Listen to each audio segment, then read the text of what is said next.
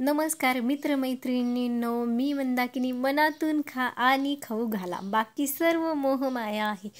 आज आपण पाहणार आहोत हरभऱ्याचे फुटाणे कसे बनवायचे. अगदी सोपी पद्धत आहे.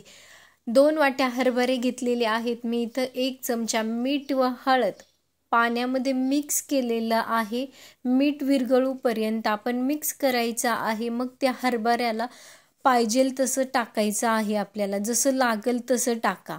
जास्ती पण पाण्याचा ढव करायचा नाहीये हरभऱ्यामध्ये. एवढंच पाणी टाकायचे आपल्याला. आता पाणी टाकून झालं की मस्त मिक्स करून घ्यायचे आपण चौकडनं. मला वाटली तर थोडीशी हळद कमी पडली म्हणून मी अजून थोडीशी हळद टाकलेली आहे. ती पण मिक्स केलेली आहे मी. आता हे आपण 15 मिनटं, मी बरोबर इथं 15 मिनटं शिजवलेले आहेत. बघायला गुढी पडली असं सारखी झालेली आहे थोडीशी. मी तर गॅस चालून मातीचं भांडं ठेवलेलं आहे आणि मीठ टाकलेलं आहे. मी हे मीठच आहे. तुम्हाला वाटेल की ह्यांनी कुठून आता समुद्राची रेती आणली का काय, असं काही नाही. मी हे वापरलेलं आहे त्याच्यामुळे थोडंसं ब्राऊन झालेलं आहे हे मीठ. हे मीठ आधी आपण भाजून घ्यायचं आहे बघा, असं मोकळं होऊस तोपर्यंत. आता हे चांगलं भाजलेलं आहे. थोडे थोडे करून हरभरे त्याच्यात टाकायचे आहेत आपल्याला. एकदम सगळेच टाकायचे नाही आहेत. सगळे टाकले तर ते फुटणार नाही आहेत. थोडे थोडे टाकून उलथाण्याने सारखं हलवायचं. हे बघा, आता हे मीठ अजिबात त्याला हरभऱ्याला लागलेलं नाहीये, फुटायला लागलेली आहेत. मग आता थोडासा गॅस बारीक करून आपण मॅशरने ना थोडे हलक्या हाताने असे रगडायचे. रगडल्यामुळं ते हरभरे आहेत ना आपले, हे बघा कसे फुटतायत. किती सुंदर फुटाणे झालेत आता ह्याचे.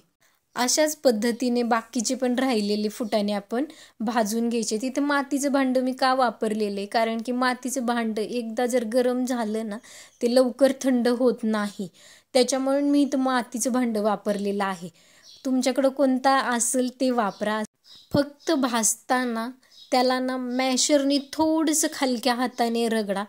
कसले पण हरभरे असले ना ते फुटाण्यात कन्वर्ट होणार म्हणजे होणार 100%. फायनली हरभऱ्याचे मी फुटाणे केलेले आहेत. 2च वाट्या हरभरे घेतले होते, पण फुटाणे बघा आता 4 वाट्या फुटाणे झालेले आहेत त्याचे. त्याच्यामुळे मार्केटमधनं आणायचेच नाहीत, आता घरीच बनवायचे. हे बघा सगळे किती सुंदर झालेले आहेत, सगळे फुटलेले आहेत. तुम्हाला जर ही फुटाण्याची रेसिपी आवडली असली तर मित्रमैत्रिणींसोबत नक्की शेअर करा आणि माझ्या चॅनलला सबस्क्राईब करा.